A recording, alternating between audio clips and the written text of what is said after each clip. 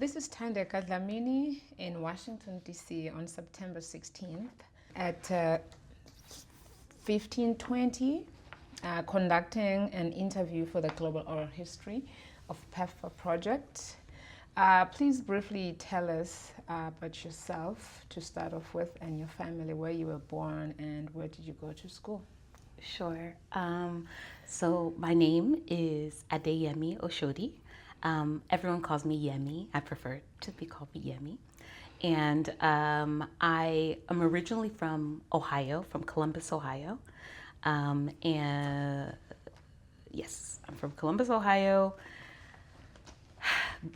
I think you said when you were born. Yeah. So I was born in the 1979. And that's a lot of and us. Okay. Yeah.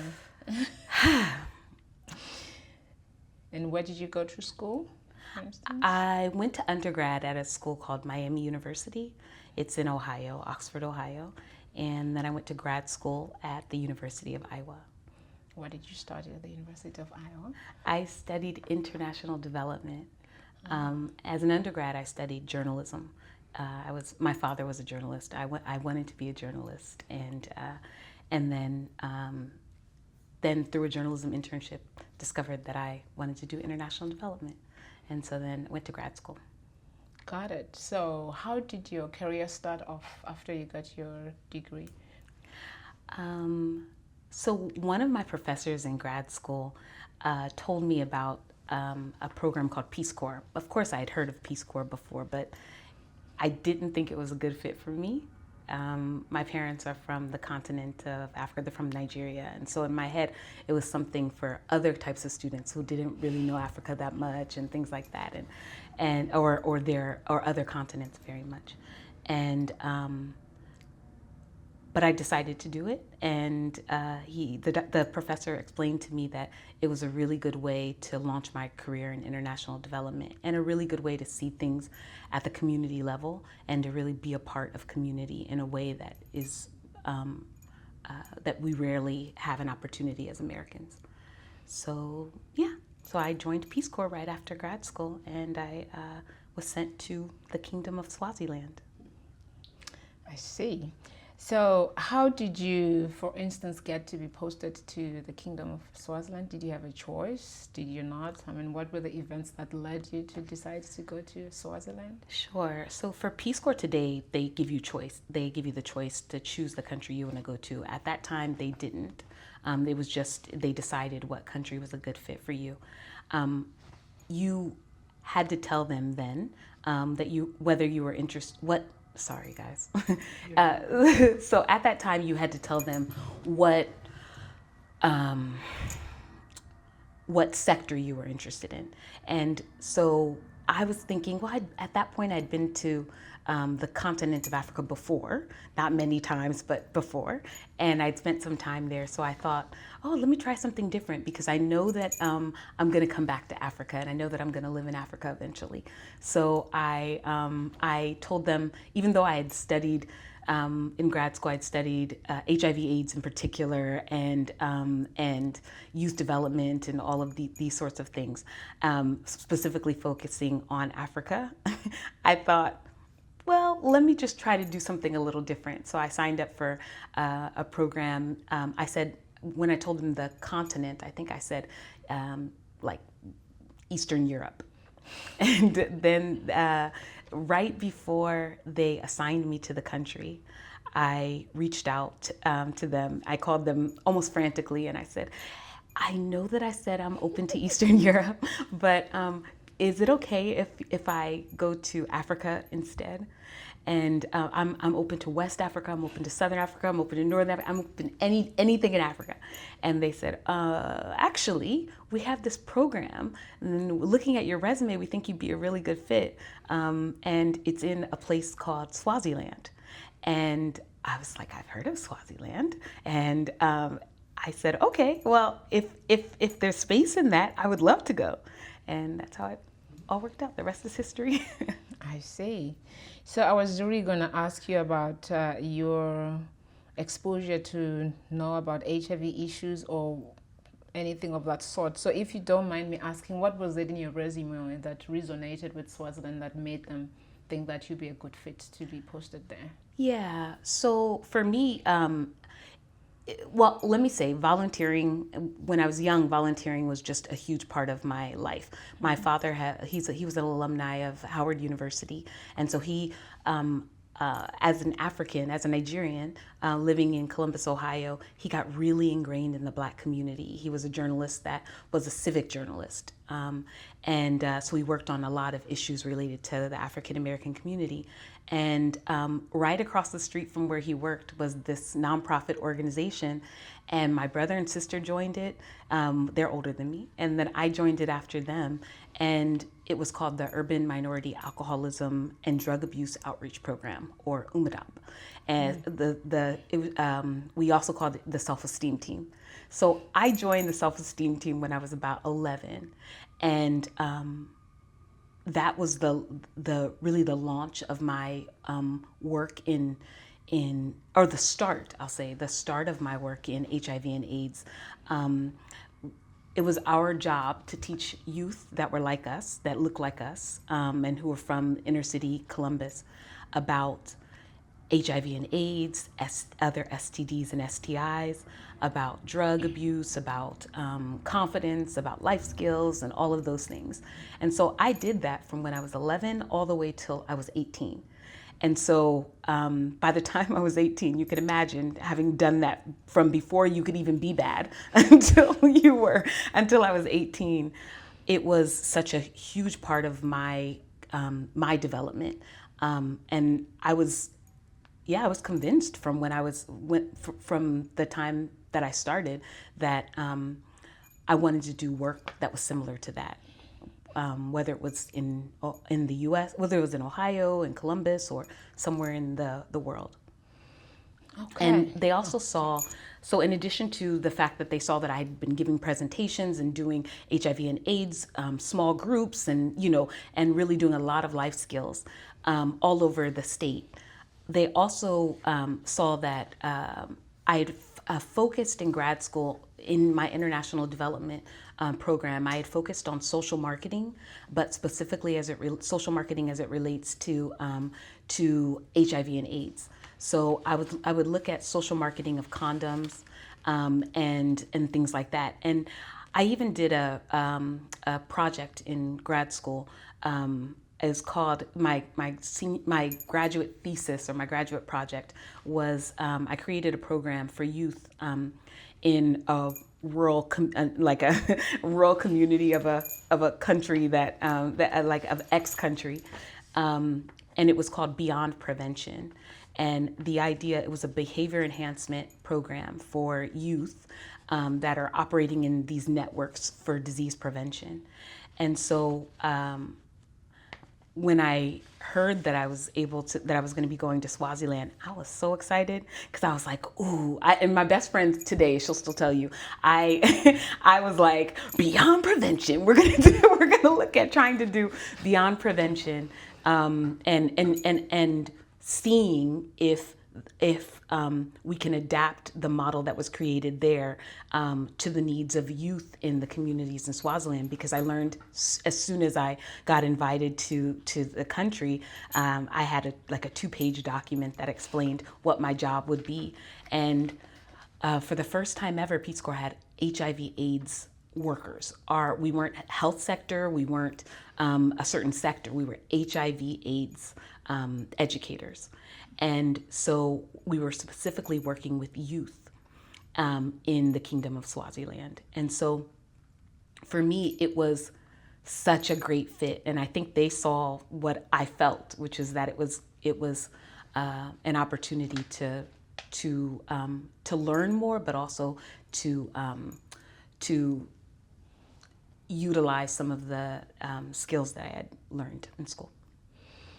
Thank you. Before we dive into your Peace Corps experience in Eswatini, well then Swaziland, you had a brief stint in the Gambia. I did. Working there. Let's talk briefly about that. Sure. So it was my first time in Africa. It was I went to long story, but I won't go there. I know I'm Nigerian. Long story, but it's not for the world. Censored. But so I did a fellowship program I did a fellowship program in the Gambia through my university. We had to apply, and it was a lot of public health students, and I although I had taken a lot of public health classes, I was an international development student, as I said before. So and it was just an opportunity where they were going to find like kind of internships or fellowships, which is what they called them, for the summer. And we were going to work in areas that we were interested in. And so I had indicated that I was interested in HIV and AIDS, specifically. So they came to me and said, well, we found 2 opportunities for you. You can choose one or do them both. And they were with the Gambian National AIDS Control Program and the Gambia National AIDS Secretariat. And I said I would love to do them both. And so I did half of the summer with one and half of the summer with the other. And it was just such a great opportunity to learn about HIV and AIDS like on the ground, and to really be able to see what international development programs were really about, and to see we were taking part in a USAID funded program at the time. And it was a program that was focused on helping sex workers, many of whom I later learned were trafficked. A lot of them were from West Africa, other countries in West Africa. But anyway, the focus was there were a number of different sex workers who had a union, and so we were just making sure that we were building relationships with the union, making sure that we were advocating on issues that related to them as it relates to ensuring that they that they were protected when they went to the hospitals, that the hospitals were a safe space for them, and that the hospitals understood and didn't treat them poorly, and then also that they had access to condoms and they had access to protection, other forms of protection, and then lastly, just whatever other issues that as they came up for the women. So we would go regularly to the various brothels, and we would go to the different sex worker association meetings, and we would talk to them. And for me, it was the first time I had worked with sex workers, and a lot of them looked exactly like me. A lot of them were Nigerian. A lot of them, literally looked just like me. And I remember I was so excited to like go into.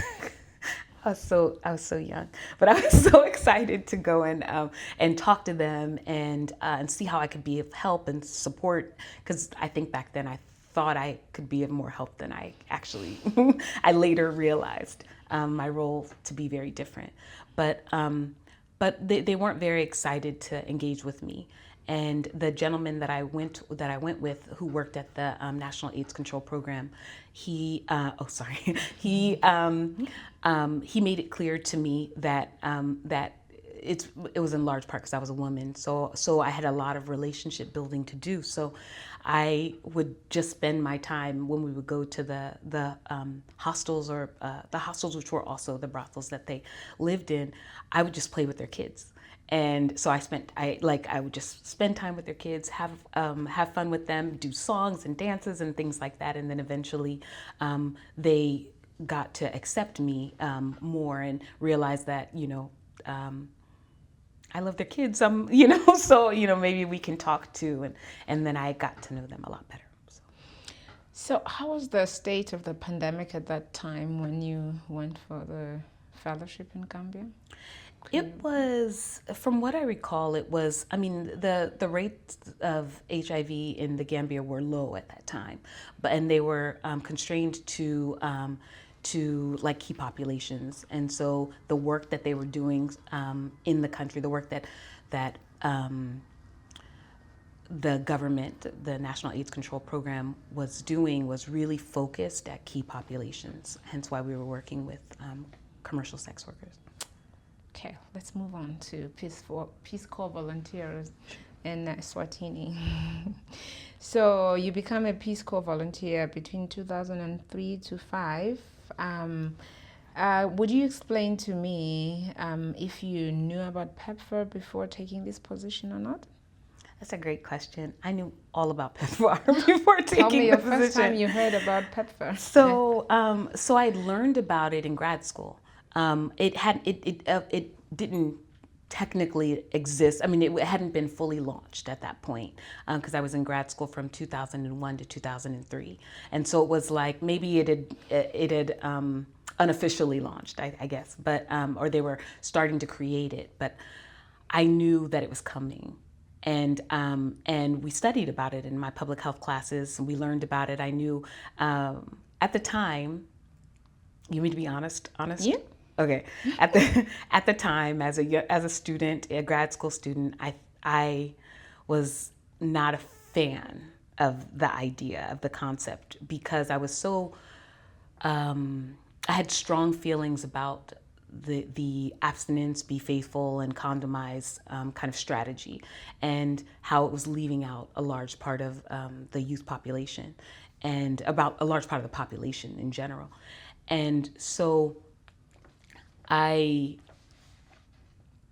ironically, when I later found out that I was going to be a PEPFAR volunteer, not a PEPFAR funded volunteer, but a volunteer who was utilizing the new PEPFAR strategies to and implementing them on like in communities, I was kind of excited because I was like, oh, good, because now I can do that strategy, but I can also supplement by also being able to talk about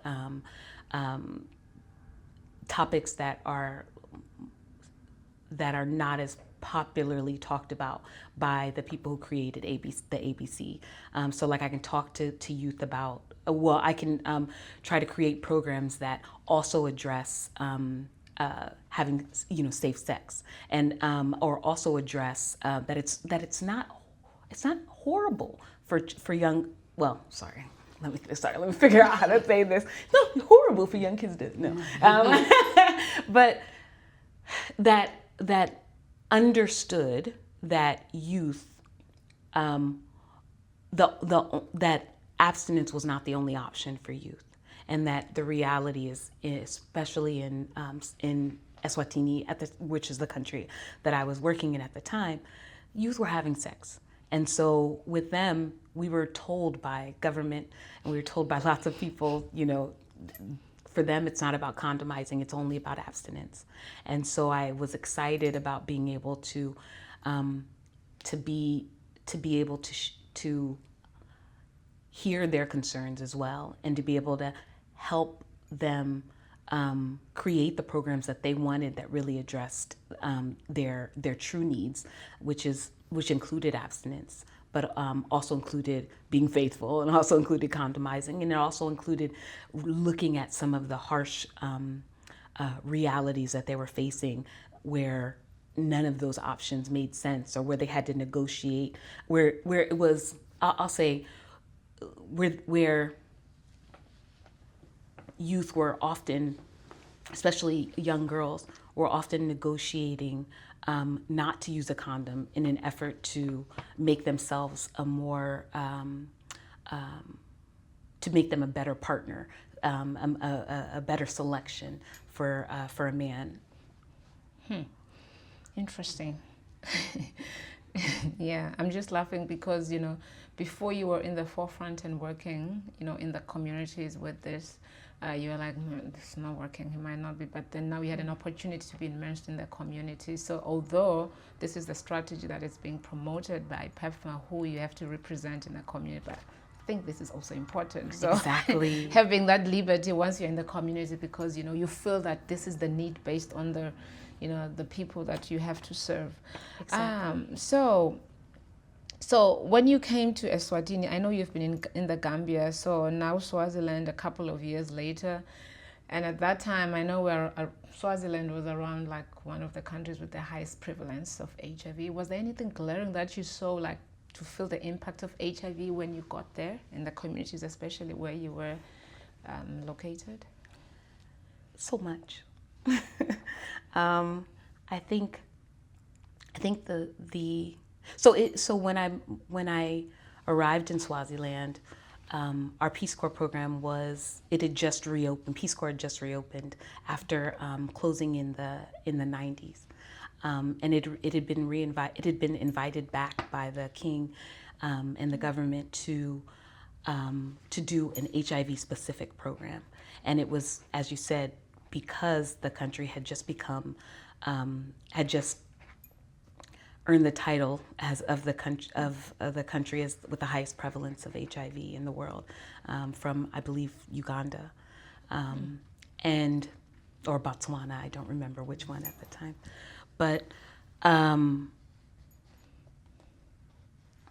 think it was scary because I was just trying to understand, how do I, like, what is different? What is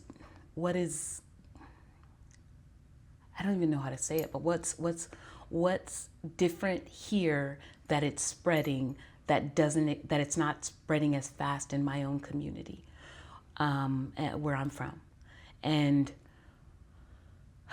one huge thing that I noticed, I don't know if I ever got the answer to that question exactly, but one thing I noticed was that there were funerals all the time. And so I was in Sitegi. I was near Sitegi in the Lubombo region, and in a community called Mpolonjeni.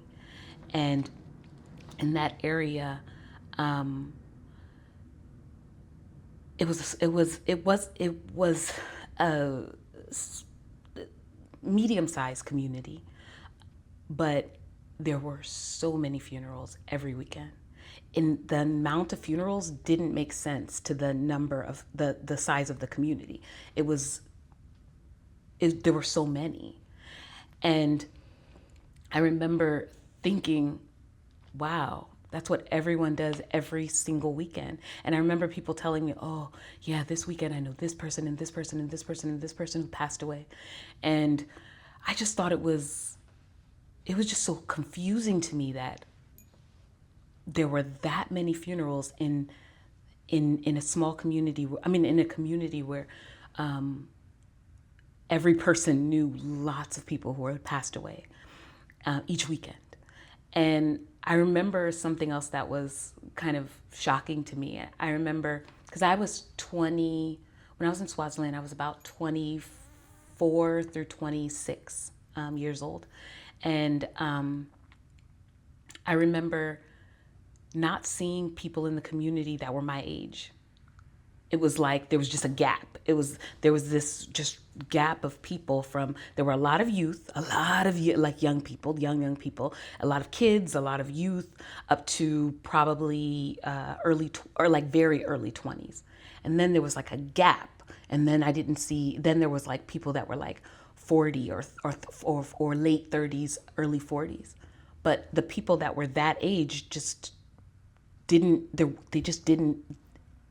they weren't there. And I was trying to understand, had they left? Because it's common for people in villages to go to the city or to go to college or things like that. And so I would ask, because I was trying to make friends, because I was a new volunteer too. So I wanted to, meet people my age, and was just so shocked at first to learn that some had gone to college, some had gone to work in the city, some had gone to South Africa, to Joburg, to work as well. But a lot of them were missing because they had passed away, and they were either sick and not coming out, or they had passed. And so that was probably one of the biggest shocks for me, was seeing that few people of that age range. And once I talked to other volunteers who were in other parts of the country, other regions, they were finding the same thing. There was, they were often finding that there was rarely were there people within their age range around. And I mean, again, I'm not going to say that they had all passed, but there was a missing group from that age range. And I later learned, again, it was a number of factors, but including the fact that so many of them in that age range were passing. Mm-hmm. I was going to ask, had the Peace Corps done anything to prepare you for that? I mean, I know that the Peace Corps provides an array of training before you go off to the field, but what was the conversation about HIV and AIDS then? I think the Peace Corps did the best that they could. And I say this as a former Peace Corps staff now. And so I think they did the best that they could to train us to understand. We did really in-depth training and understanding. When I say in-depth, it was about a 3-month-long training where we were training every single day of the week to learn not just the language, but to also really learn the technical, to have a technical understanding of HIV and AIDS. And so I think I think they did well. I just don't think they had a clue. I don't think anyone had a clue what they were sending us into, in the sense of the realities that we were going to find in the communities, because they didn't know. And they didn't realize, I think also, how some people would see us and what some people would ask of us as American volunteers. And how those asks would impact us psychologically. I don't think they knew. And eventually they saw, and because it ended up being, we got to the place where so many of us we got to a place where I knew 7 people every week who were passing away. And where my friends were passing away, where people I cared about were passing away, and where people I loved were ill. And, and I think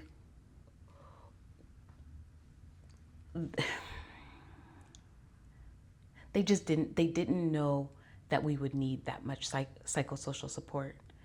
And they changed the program drastically after we left. But I think the reality is, those of us who are a part of that program, who I'm still very close with, we just had a reunion in California last month. So were you part of the first cadre that were posted in Swaziland after Peace Corps re-established? I'm group 1. Okay, that makes sense. So they sort of learned from your experience. They learned from us. We were the guinea feedback, pigs. And then at least they tried to improve the program thereafter. Yeah. All right, so then I know that you had kind of heard about PEPFAR whilst you're in graduate school. So you're in Eswatini 2003. By the time you go there, was the PEPFAR already announced, or it was announced when you were there? So PEPFAR was announced, I think, right before I graduated from college, or it was the year that I graduated from college. Yes, because that was 2003. And so, and I knew, as I said, I knew it was coming, and I knew that if I was going to ever work for federal government, likely I would do HIV and AIDS work. I wanted to anyway. And so I knew that I would be working probably in collaboration with PEPFAR programs. So I don't know if there was, I was a Peace Corps volunteer, so I don't know if there was a large-scale PEPFAR launch party or anything in Eswatini. There probably was, but I wasn't invited to it. But I knew that my job, it was made to us, it was made very clear to us that we were PEPFAR volunteers, and that that our work was to educate individuals, and to work specifically with youth, but to work with the community as a whole, to really provide education and also impact, to look at how to address like impact mitigation, to look at impact mitigation strategies for like OVCs and things like that. And so I knew that was my work, and I understood coming in that PEPFAR was going to be a part of it. And I was actually, and as I mentioned earlier, I was happy about that because I was like, oh, good. Then in the community Yemi's going to work in, she's going to share all the sides. But again, I thought I could do more. I was naive, so let me be clear about that. And you did get a platform with the community radio in Lubombo. I did. Where you were training people in HIV education. I told you we searched you up, and Umbono went to publication. Can you just? I made it all work. Yeah, let's talk briefly about that. So I was told by my associate Peace Corps director that I would be. That I was going to be sent to the community that I was going to be sent to because it was close to Stegi, and in Stegi there was a community radio station that was trying to get licensed, and so he wanted me to work in the village at the bottom of in the valley and at Mpolonjeni, and then about 1 or 2 days a week I would go to work at the radio station.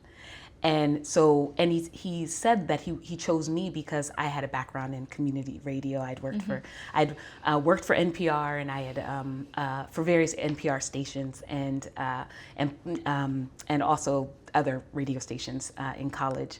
So. And as I said, I was a journalism major, so I was like, okay, this is going to be a great way to link the two things that I love, journalism and HIV and AIDS prevention. And I also thought that I believed, which was exactly as those who were at the radio station, I believed that community radio could be an excellent tool for educating people about issues, using dramas, using just, people that they trusted from the local community to talk about them. It had been so successful in so many other countries, and I was excited about being at the start of the process in Eswatini. As you know, with the history that I stayed at the start because it took a long time before there was any impact there. But the work that I did with them was I was training them on journalism skills. So how to, the 5 W's and an H, the who, what, when, where, why, and how of journalism, and how to write a story, how to put it together, how to use the radio equipment, things like that. And then I was also doing policy and advocacy, which is a little unusual for Peace Corps volunteers. We typically aren't doing that, but it was so related to the work that we were doing as HIV/AIDS educators that Peace Corps allowed me to be a part of the Lubombo Community Radio Initiative advocacy group. And so we got to go and we met with one of the ministers, the Minister of Communications, and we had together drafted a policy on that we were hoping that he would support, that would allow community radios to exist. It was a really interesting project for me. It was the first time I was working with people from a lot of different sectors and different kind of like government as well as non-government as well as a private sector as well. And so it was a really good learning opportunity for me.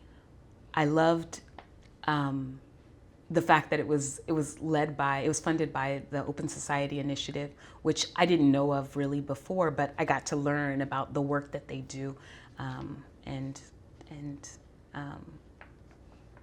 I'm just curious. What was the outcome of that training and the policy advocacy? Did you have traction whilst you were there, or you just left things there before your time was up? And it did have a lot of traction.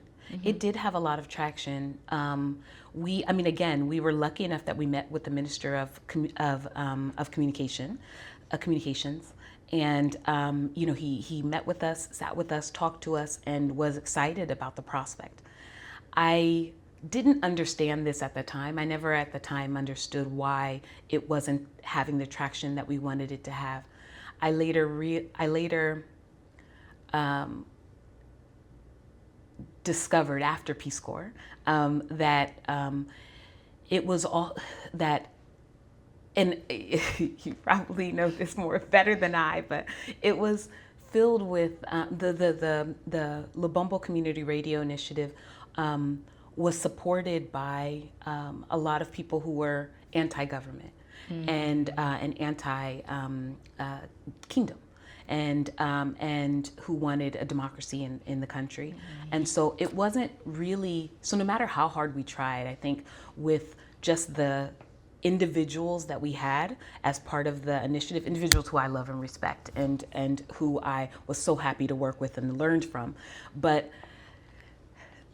simply by having those individuals, I think it limited the ability of the program to thrive. But I think we made it as far as we could have. I know that there's been even more traction since then. But it was tough because we were asking for freedom of expression in a way that was not as common at the time. Exactly, and if it's led by people who are seen as in opposition to the government, then the chances of it succeeding are very slim. So how did you feel the strategy for ABC was received in the communities where you were working? I mean, I know you have your own reservations about it, but generally in the community, the implementing partners that were working on HIV, how was that received? I think it depends on by whom. Or whom you're referring to. I know the faith-based entities, the faith-based organizations, the churches really appreciated the fact that we were doing, that we were focusing on abstinence with youth. They really appreciated it, and because it was the same things that they were trying to teach them, those faith-based organizations and entities and churches were not open to us talking about youth having sex. And even if we showed them the data, they were still like, just teach them about abstinence and they'll abstain. And that was always a struggle to help them to understand that that's not what's going to shift behavior. But other organizations that were not faith-based, that were international NGOs, but also civil society organizations, they were looking at the data, and I think there was I'm trying to think of what the study was, but there was a study that came out I think after my first year of being there, and it was just like a population assessment survey, and in it they found that there were a large number of youth that were having sex. Maybe the mix. It wasn't the mix, but it was like DHS. It was what is demographic health survey? It was, I think, the demographic health survey, and so in it, they found that youth were having sex. They were saying that a large number of them were saying that they were not abstaining. Some of them were abstaining, but a lot of them were saying that they weren't. And the data was showing us just that youth weren't abstaining. And so most NGOs were saying, okay, well, in addition to teaching abstinence, we should also teach about being faithful and condomizing, and teaching about other different strategies for youth populations. And it was often, especially, it was not seen in a positive way by the community leaders. Often, middle-aged men who were not okay with us, with outsiders or even NGOs in general coming in and teaching youth about condoms and showing them how to utilize condoms and things, because in their mind youth weren't having sex, period, and we have to do everything in our power. We were supposed to do everything in our power to convince them to not have sex and to delay, and if for those who were, to convince them to stop. And so we were, it was a challenge. I think for me, in my role of working directly with youth and in partnership with my local counterparts, we wanted to make the community leaders happy, but we also wanted to address the real issues that youth were facing. And I remember there was this, as part of one of the studies that came out, and just in talking to the youth in general, we learned that they would tell me, the boys, I would talk to the boys like, you guys, you really need to use condoms. And they eventually one day they just sat me down seriously and said, they called me Setsabile. So they would say, Setsabile. It's not that we don't want to use the condoms. We're okay with using condoms. It's that the girls are telling us that we don't have to use the condoms. And so I went back to one of my in-service training conferences with Peace Corps, and I raised that issue. I said, we had someone from CDC coming in and talking to us, and I said, my youth are saying, the youth in my community are saying that the boys are saying that it's that they would use condoms, but it's that the girls are telling them they don't have to use condoms, and the researcher said, or the speaker said, that's actually what the data is showing us as well. It's that the girls are trying to set themselves apart from the other girls in their community. They're trying to set themselves apart as a better option for the men in the community, especially for the men who were often the only way that they had money. Because a lot of them were orphaned. They were from, they were either double orphans, single orphans, something. And so they had no way of a lot of them saw as their only option having a sugar daddy in order to be able to afford things they wanted, but also things that they needed and their families and their siblings needed. And so they wanted to set themselves apart as a better partner and a better partner option for a man. And so they would say things to the men and to the boys like, no, but you don't have to use a condom with me. You can trust me, and things like that. And so we discovered that the issue was a lot deeper than we thought. It wasn't just simply telling the boys to use condoms because we thought they were the decision makers in the sexual relationship, but it was realizing that, oh, okay, so this is just a lot deeper. We don't even know we don't even know the answer as well. We definitely as outsiders don't know the answer, but together we have to bring this data back to the community and say, what do we do with it? How do we really address this, and how do we really deal with this issue? So can you talk a little bit about, so you keep saying engaging with the youth. What are the structures through which you are doing that as a Peace Corps volunteer? Do you have access to the local schools or community groups? Can you tell us a little bit about that? Who are your partners? Sure. So when I first started, when I got to the community, Peace Corps gave us surveys that Peace Corps told us we were supposed to do surveys. So each volunteer created alongside with their local counterpart. My local counterpart's name was Musa. So Musa Zamini.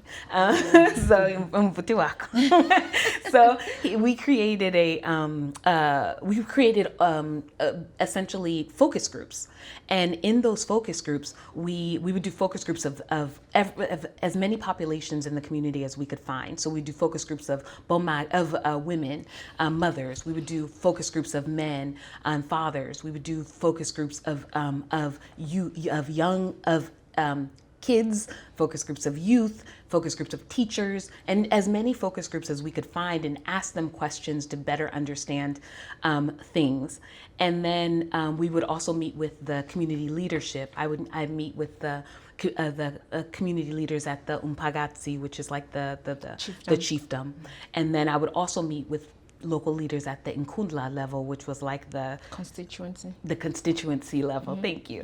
And so, and in having those meetings and asking for their input and asking for their support, before we decided what projects made sense to do, we were building relationships and we were getting to know them, and then they would they would offer us space in the Nkundla. I remember the Nkundla told me that I could come and work there as on a daily basis if I want to. The chief said that I can come and what's the runner called? What's his name? The runner. I don't know what to explain. The community council member person who was the eyes and ears. We'll make it relatable to the U.S. system. I don't know. He was like the eyes and ears of the community, and he was the one who really got a lot of stuff done in the community. He wasn't my counterpart, but he was someone who I checked in with on a regular basis. And when I needed to meet with leaders, or I needed to meet with this group or that group, or I decided, me and my counterpart decided we wanted to do this project or that, he was the one who would go to first and tell him our idea, and then he would help us to then go to whoever the leaders were that could make things work. I initially started working at the school too. I would just teach, tutor in English, and I had I asked them what did they need, and they said, well, right now we need somebody to teach in the typing class. They had a computer lab, and so then I would go there. And so all of that was just in my first several months, just to build relationships and to be able to better understand the needs of the community for both myself and my counterpart. And then from there, we started creating the programs that were requested of us and that were based off of the data that we received. And so we started this organization called Umbono Wetu, and our opinion, our view. Mm-hmm. And that group, it was a kind of like a newspaper that was run for youth by youth, a community newsletter. And we had an office, and we were given an office right in the center of the Nkundla, right in the center of the kind of what is that called? What is it in Nkundla? Sorry. Constituency, sorry. Yeah, right in the center of the constituency gathering place. And it was right next to the school. It's like community hall, I think. It's like, exactly. Mm-hmm. And so they gave us a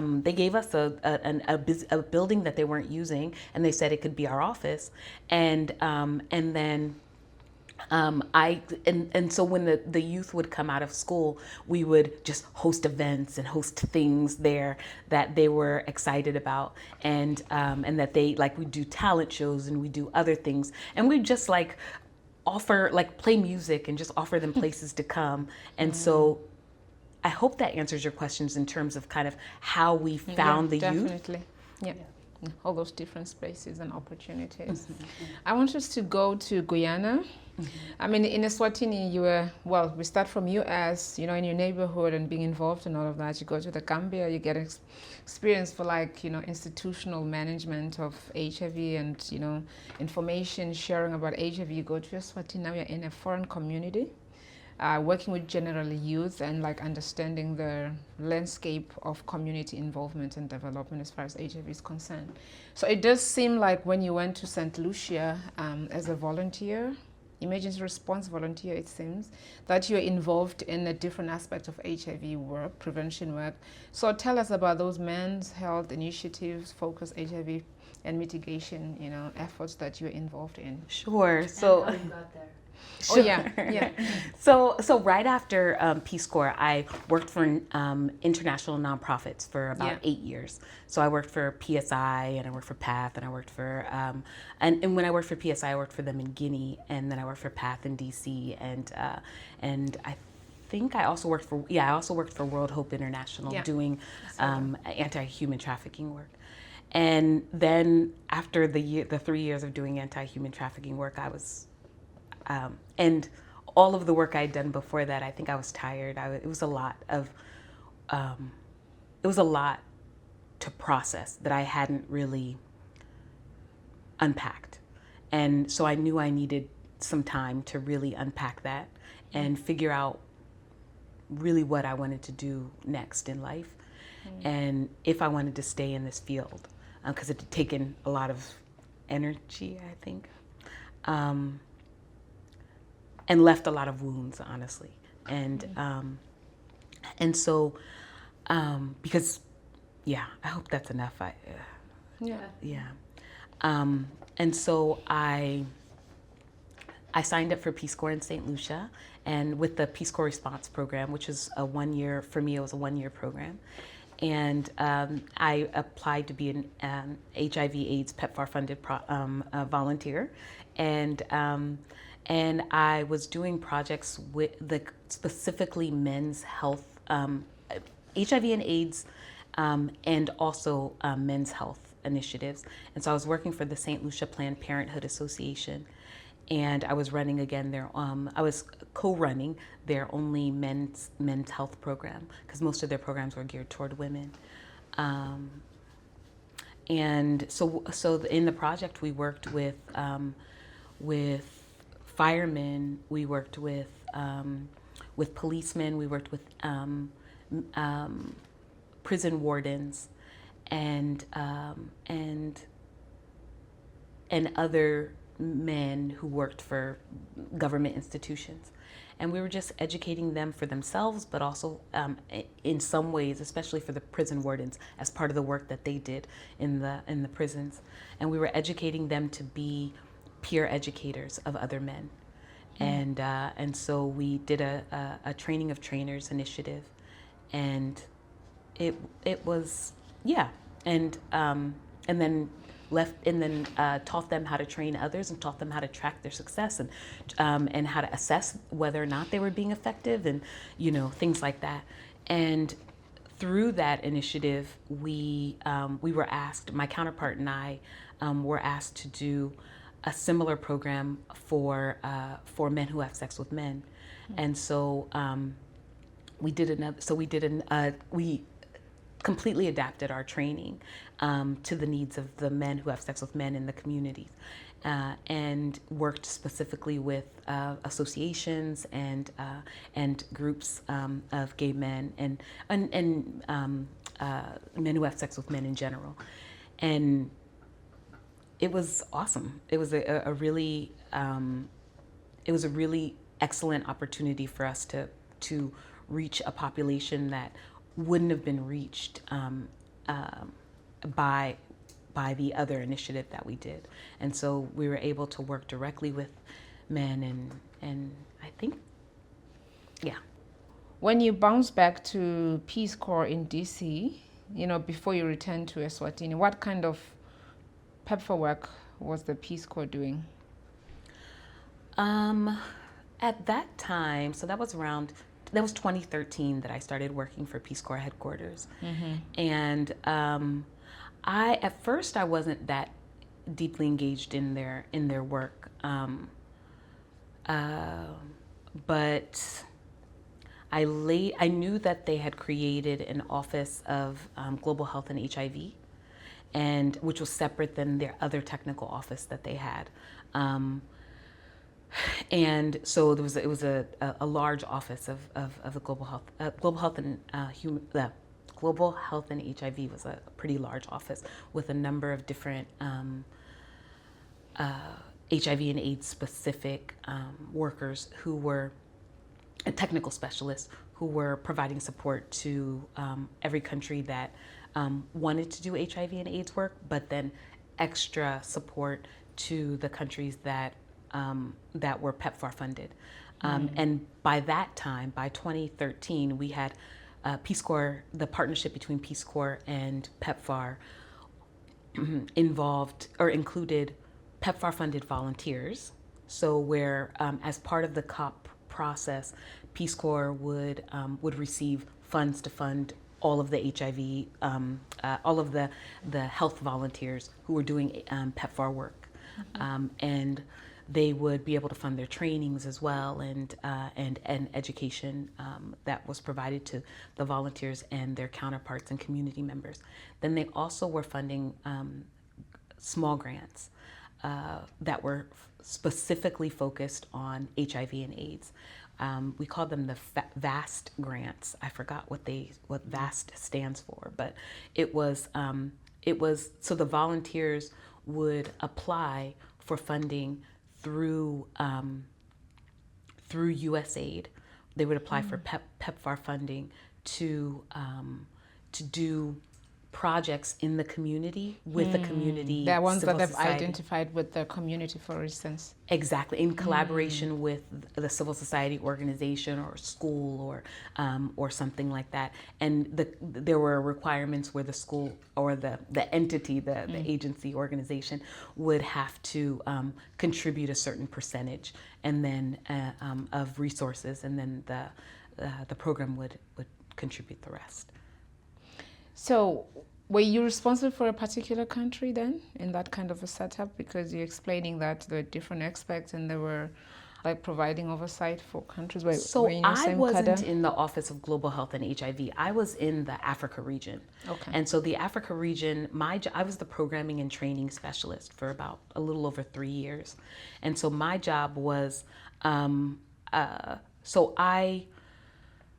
because of my background, I would provide support at the Global AIDS conferences, and that took place in Zambia. So I would provide support. I would often do trainings of volunteers and their counterparts on who were selected to come from all over Africa to Zambia to get trained. I would provide them with training on how to write reports, or on how to do M&E and things like that. And so, but I think that was specifically because I had a background in that. We had a really competent and really well-equipped Office of Global Health and HIV that did the real technical support. My role was more programming and training operations. So I would, it was more programming and training operations. So providing, so training up staff all over the world, training up staff in a certain area that we needed them to be trained in, and we would do a training in, say, like monitoring and evaluation, or a training for staff on the Let Girls Learn initiative that happened under Obama and things like that. And so my job was different every day, but it wasn't solely HIV. It was I got to do a lot of PEPFAR stuff simply because I was because of my background. And in that role, as programming and training specialist for the Africa region, I did a what is it called? I was not seconded, but what is this? Sorry guys, I'm forgetting my words. Okay, but where I did a stint. That's all I can call it. A 3-month stint as the training manager for Peace Corps Eswatini when they trained up their volunteers 1 year when they didn't have a training manager. And so they just asked me. They knew that I had been in Swaziland and that I had had experience with training, and that I had had a lot of experience with HIV. And so I came back in 2016 and worked on, as the training manager for those 3 months. So that was, and as you can imagine, that was very HIV heavy, because all of the volunteers at that time were still doing something related to HIV. So you did go back to Eswatini between 17 and 19. I did. I was there for So then after that, in 2016, in those I was there for about 5 months. So in those 5 months, I came alive again. I loved the work, and I just was home again. And I'd come back to Swaziland a lot of times for work, for anti-trafficking work before that, but because I was doing a regional anti-trafficking program. But to be able to come back and to do things directly related to HIV, and to be able to see in 2016 the huge improvement between where we were when I was a volunteer and where we were in 2016, it was so exciting that I almost felt like we were in the last mile, that I wanted to come back again. And so I was really excited when I saw an open position for Swaziland. And so I came back soon after as the programming and volunteer support officer. So I was in that role. I was, in addition to a volunteer support officer, I was also the program officer, specifically around all things that related to PEPFAR.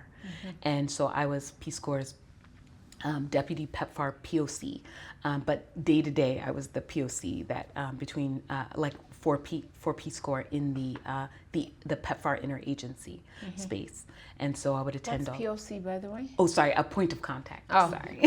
So I was the person who would attend the PEPFAR meetings and attend person. COP. I was the focal person. So I was the along with the country director was the focal person, and I was part of various. What did that entail for you to be the focal person, like in that interagency committee? So it meant that so we all had to have some sort of technical area of expertise, and so I supported on the OVC and youth and dreams work that kind of committee that Peace Corps, that PEPFAR had. I also, so I took the job very seriously. So we were drafting new program project frameworks for the youth program and for youth development program and for the HIV/AIDS program. And so I really worked to really align the work that we had been doing, the work that we were going to do in Peace Corps with with utilizing best practices, with making sure that they were all the work the volunteers were going to be doing from that point forward was data informed and was really a really good fit for what the needs existed. And so, for example, in going around and doing our assessments to try to understand what were the needs and how could volunteers fill a certain gap in Eswatini from 2017 forward, we discovered that one main issue that existed at the community level at clinics was that medication was coming to the facilities, but often expiring. So it wasn't like people weren't utilizing the medication that was going to expire first. Now they were using whatever came in, and then it would expire, and then they would use whatever medication had most recently come in, and then eventually when they ran out of that, the other medication would be expired by the time they got to it. And so there was just some basic stock management that I knew our volunteers would be able to help with, that was needed throughout the country. And so then we saw that as a really good opportunity to create a training program in collaboration with the Ministry of Health. It was first of its kind. There had actually never been a training program for focal people for stock management at the facility level. So we had a volunteer in each of those communities, plus a focal person at the community health facility. They were both trained on a several-week-long training on supply chain management, specifically stock management and ordering and things like that, in an effort to address the issues that the central medical stores, in order to address the issues that the central medical stores were challenged with, which is that medication was running out, or they were having stock outs and such, because medication wasn't being stored correctly at the facility level. And so really being able to identify a focal person, train them up, and then have a volunteer who supported them started making a difference. And so then we built that into our project framework. And so part of what I did was just making sure that the Peace Corps strategies were truly in line with what data was telling us, and not only that, but that we were listening to the ministries and the communities, and making the adjustments to our program to be able to address things that volunteers could actually address, because there were some issues and some challenges that our volunteers had. We couldn't train them well enough to be able to address, because it just wasn't their area of expertise, or from a cultural perspective, they weren't the appropriate people to do it. But handling and being able to avoid stockouts, and being able to order medication, being able to stock a pharmacy was something that volunteers were excited about, and something that we could then ensure that there was another counterpart at the community facility who would be able to do that. So we know that PEPFAR had a lot of reporting requirements, data, and COP planning. Did you participate in the COP? I did. So part of my role and responsibility as the focal person was to participate in the COP every year, in the entire planning process, and to ensure that Peace Corps' voice was represented in those meetings, and that we were able to say what volunteers could do, and also what volunteers were not well positioned to do, and that we could also speak about the experiences that our volunteers would report to us in our meetings and in their reports and things like that, so that we could add additional context to some of the realities that weren't always necessarily represented in the room and in the PEPFAR spaces, whether it's Joburg or whether it was in Babani. Did you feel that those kind of voices were, were they very receptive of those voices coming from the community, or it could be receptive but then does not really reflect in the COP? Did you feel they were adequately given space to influence and shape what the final COP becomes? What was your experience with that? It's a tough one. If you don't I always felt comfortable. So I always felt comfortable that the work that Peace Corps was listed as doing in the work that we agreed to do in the COP was representative of the voices that we heard from our counterparts, from our communities, from our partner organizations. We always made sure of that, and that was my job, was to make sure that those voices were represented in the work that Peace Corps did. I could not necessarily convince others necessarily that community, the voices of civil society organizations were not loud enough or were not heard enough. And I wish I could at times. I really wished that I could, but I know that Peace Corps was a small organization that was receiving very little PEPFAR funds in comparison to all of the other agencies, and I felt that agencies like USAID were doing a good job representing the voice of civil society, but we could only control what we could control, which is the work that helping the interagency and the other agencies understand the important work that volunteers could do and were doing with their counterparts in the communities, and the importance of continuing that work. So being part of that was super difficult. That was tough. Yeah, because I'm like, no. But then you had to fight for your own turf, let alone others. Yeah. Okay, so talking about we're at the right moment now to kind of explicate. We know that there were these battles even within the different agencies, like did you, did you witness some of this, and what would be the point of contention? I mean, this is not secret. Everybody we've spoken to, we are aware that there was interagency, battles that were being fought. So how did you work together with that, and what was your experience of that?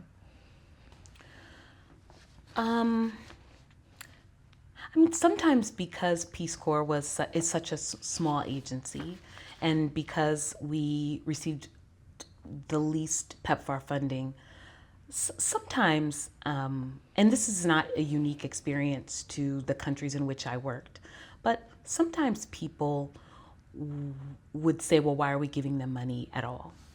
And what really are volunteers doing in those communities and in the grand scheme of the epidemic? And so there were instances where we would have to actively advocate for Peace Corps to receive continued funding. And even if it was just $1 million, which, as you know, in the whole scheme of in a country, $1 million is very small for a country's PEPFAR funding, but we would have to advocate for why Peace Corps should continue to get funding. But for me, it was a good exercise because it was an exercise that I didn't mind. It was an exercise I didn't mind doing as much because I thought it was important for us to justify why we were doing the work that we were doing every year anyway, or every 2 years anyway.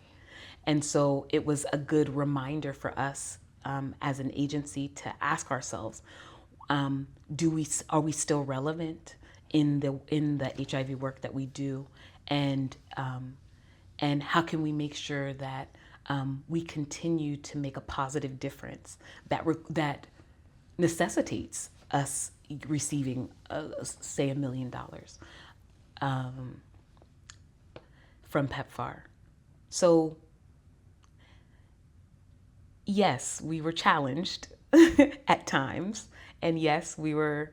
There were instances where we were told, where some agencies didn't support us even continuing the work because they thought they could do greater work at in terms of health system strengthening or something. But we continue to see the value of having civil society's voice heard, having communities' voice heard in programs and in projects, even if it's small projects, but projects that were designed by communities, designed in collaboration with communities that were addressing their key specific needs. And the funding from PEPFAR allowed us to do that. I see. Sorry, I don't know how to be like, okay.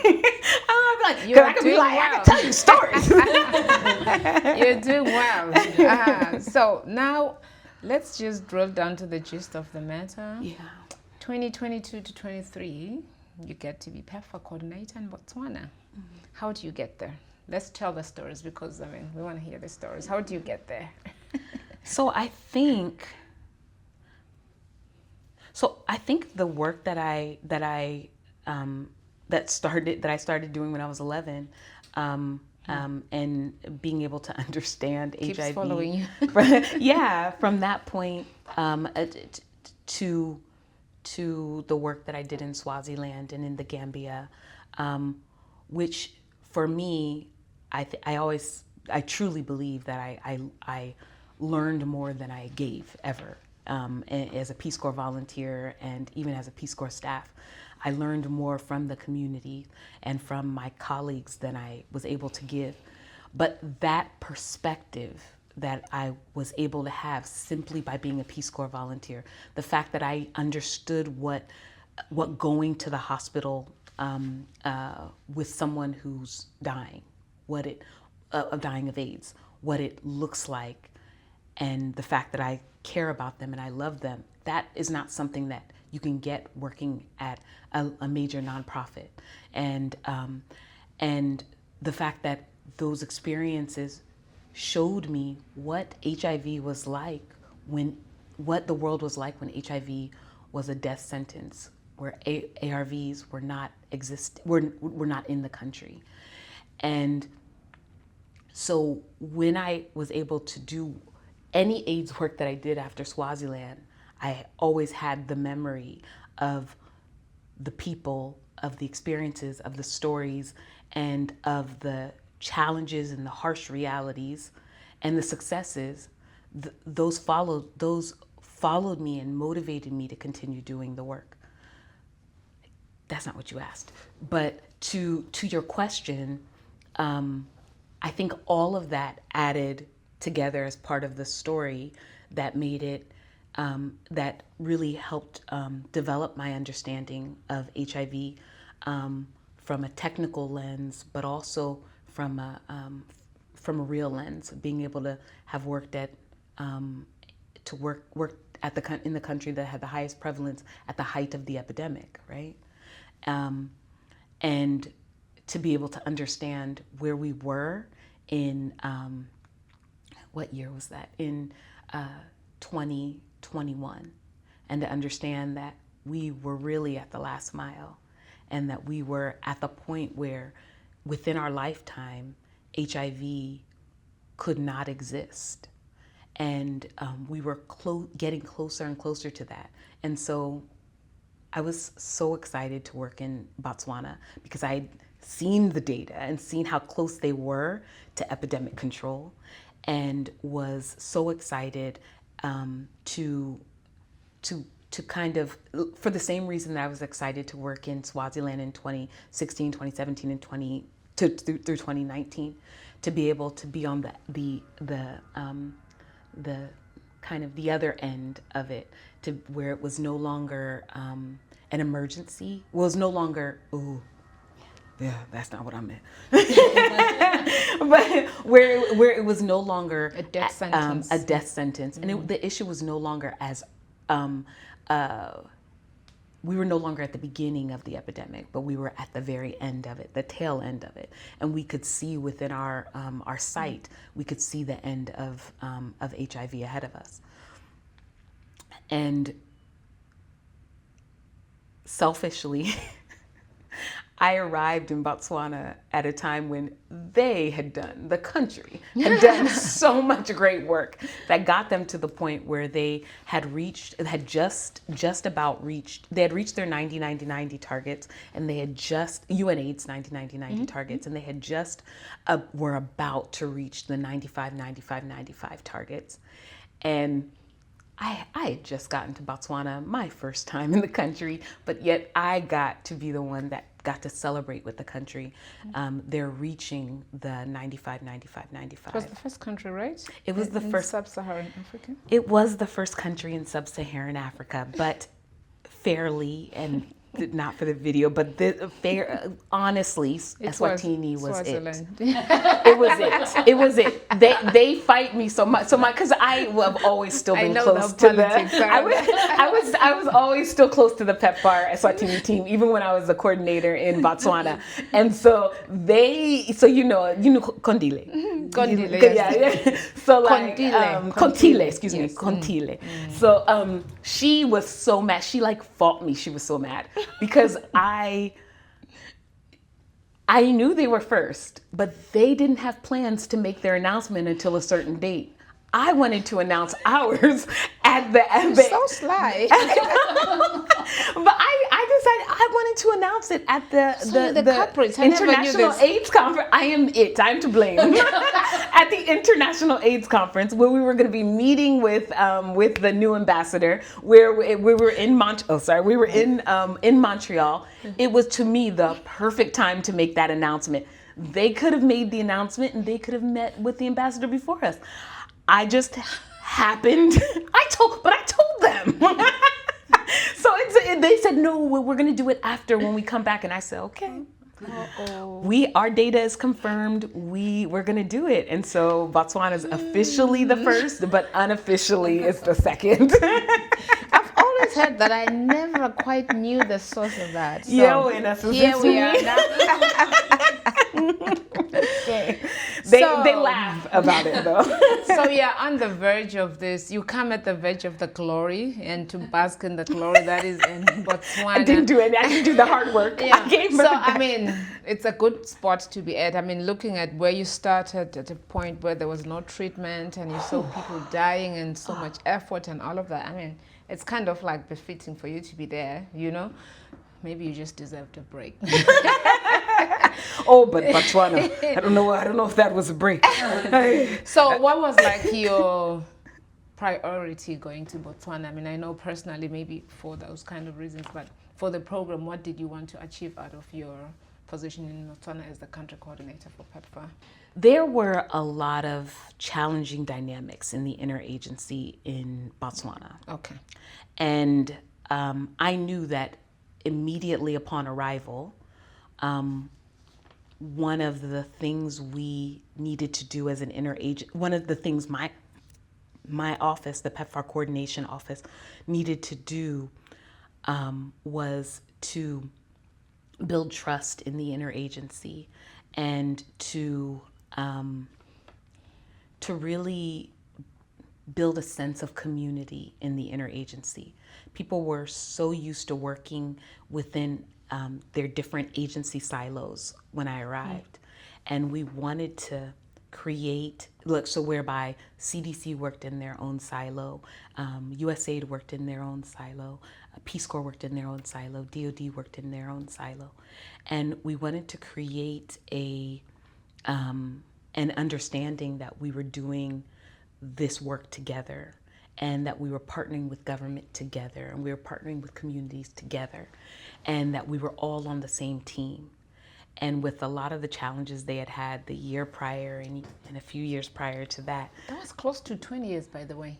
So there were still those issues? Anyway, go ahead. We were there to celebrate the 20th anniversary. So I know, I got because so lucky. that was close to 20 years. It was close but to then 20. there were still those issues and teeth 20 years on. Anyway, I'm continue. going to give you my perspective. I don't know if I want to say go this. ahead. I got lots of opinions. I think what we Peace want. Corps. I mean, I think PEPFAR in its design,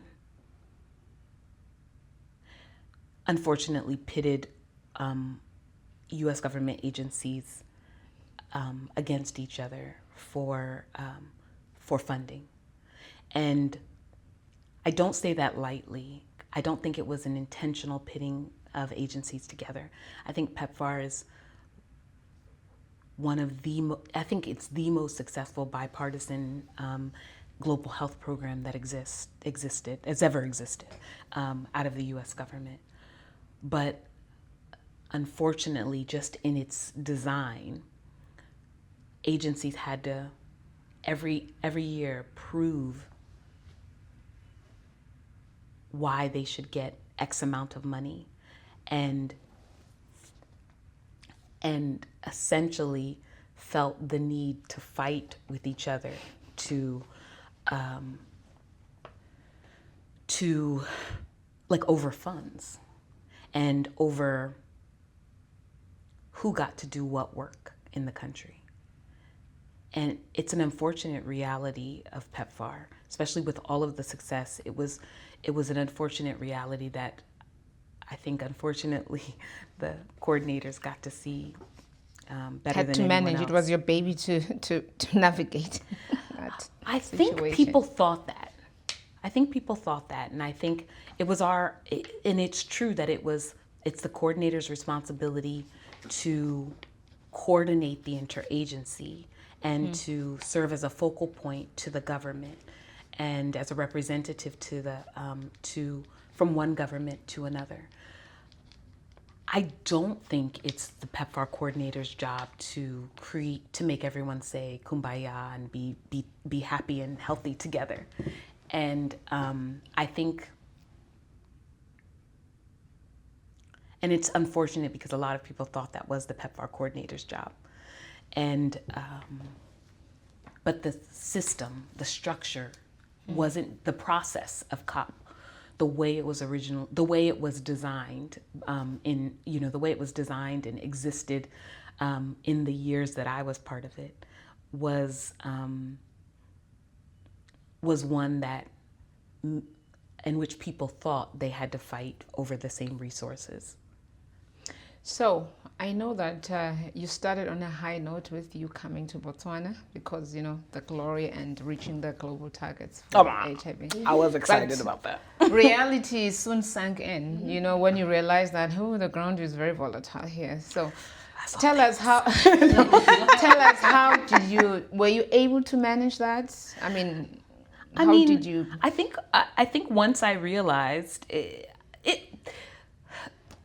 I think that this working in this field in general, you are constantly having to remind yourself what your job really is and what your job is not.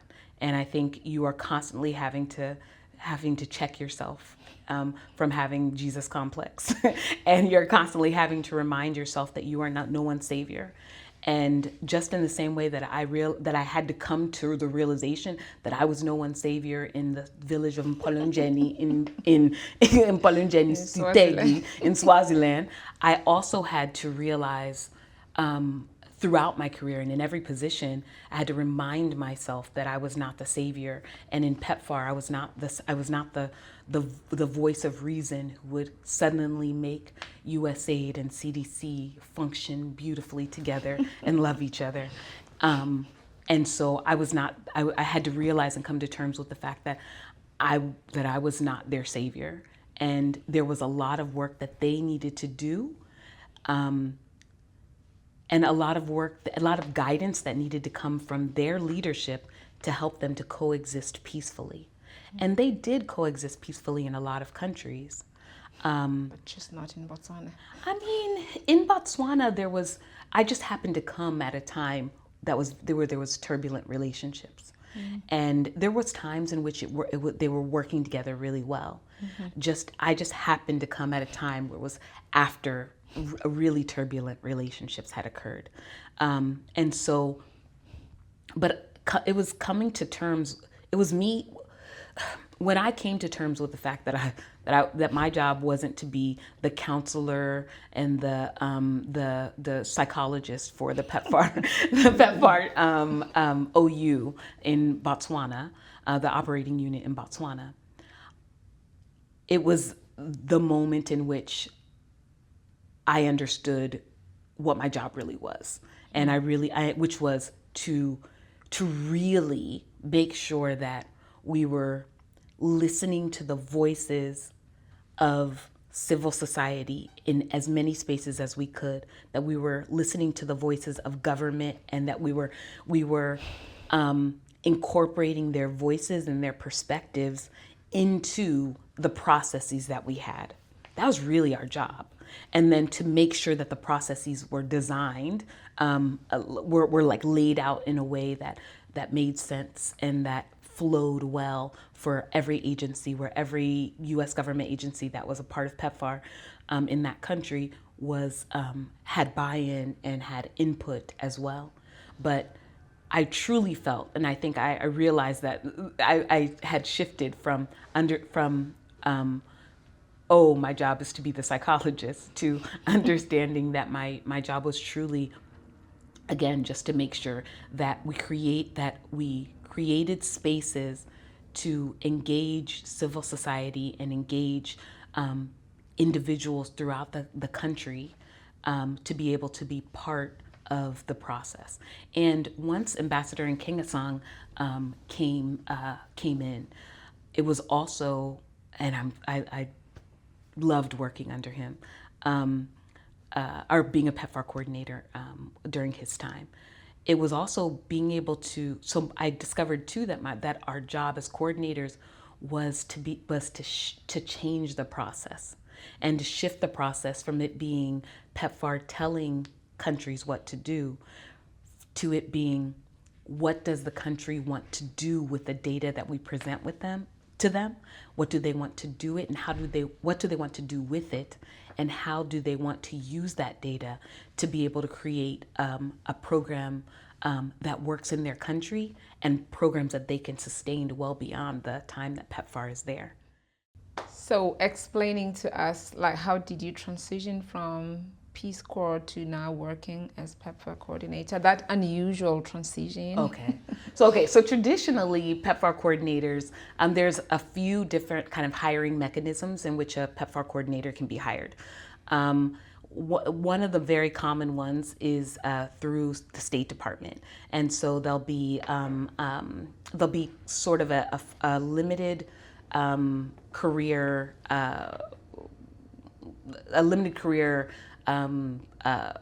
officer through state.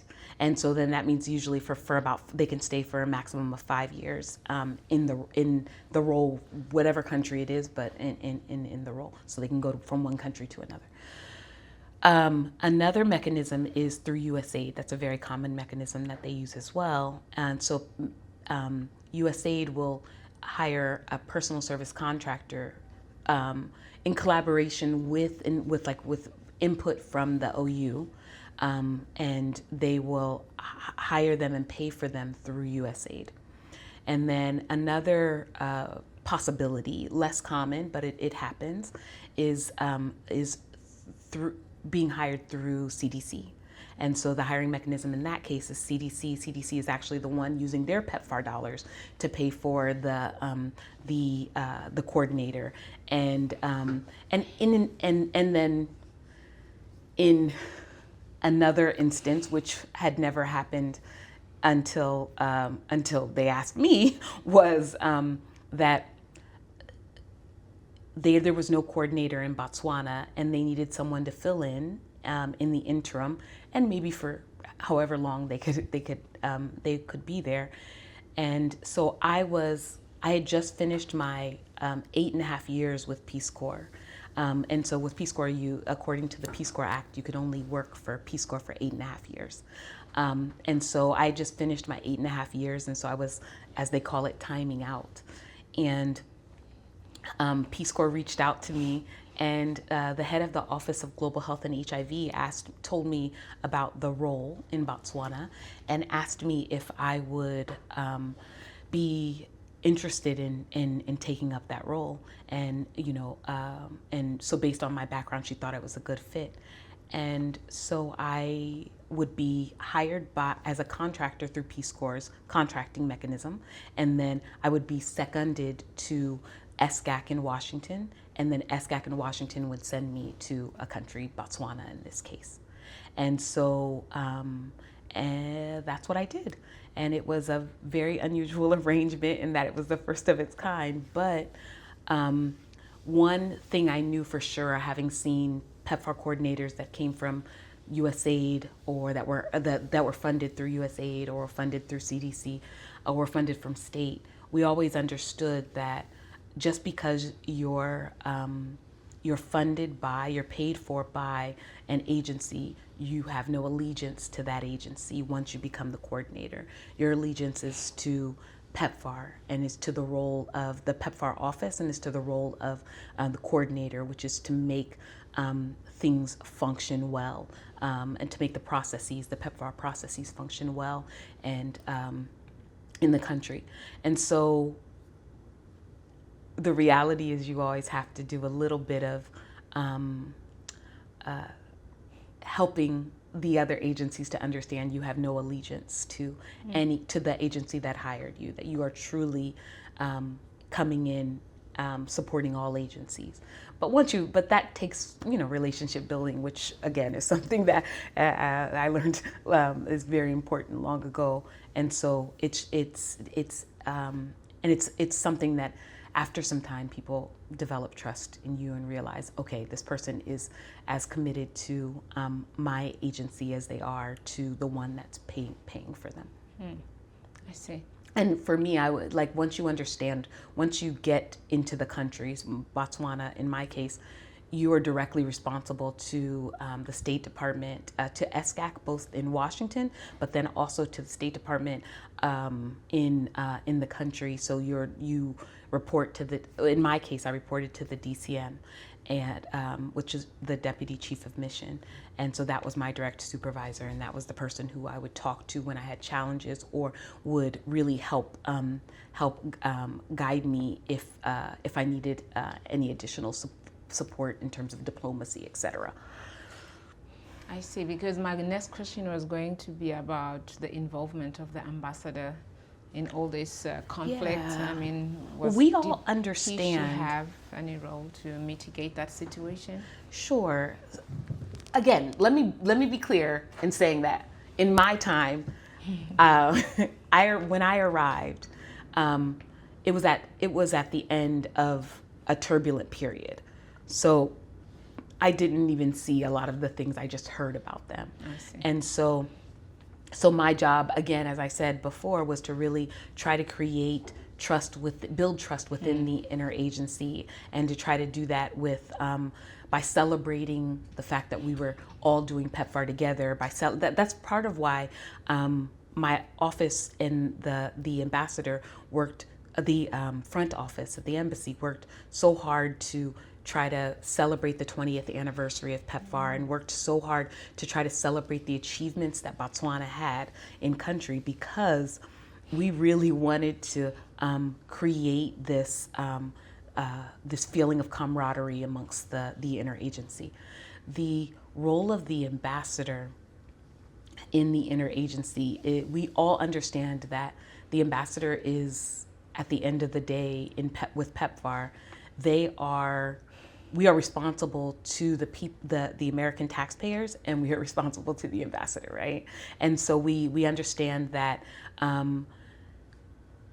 that he is also the voice of U.S. government, and that's U.S. government as it relates to Peace Corps, as it relates to USAID, as it relates to the Center for Disease Control and Prevention, DOD, and of course as it relates to the to SCAC and to the Peace Corps, the PEPFAR office. So we made it so it's our responsibility as coordinators to make sure that we share and really translate. If the ambassador doesn't have a background in global health, we try to make sure that the ambassador really, and the front office really understand what projects are being done, what activities are being done in PEPFAR, and what challenges and realities are happening in PEPFAR, so that they can speak about PEPFAR in the work that the agencies are doing, the PEPFAR funded work that the agencies are doing in the country, everywhere they go.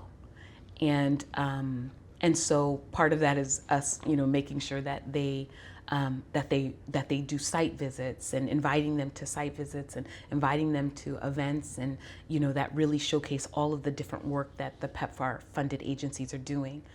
But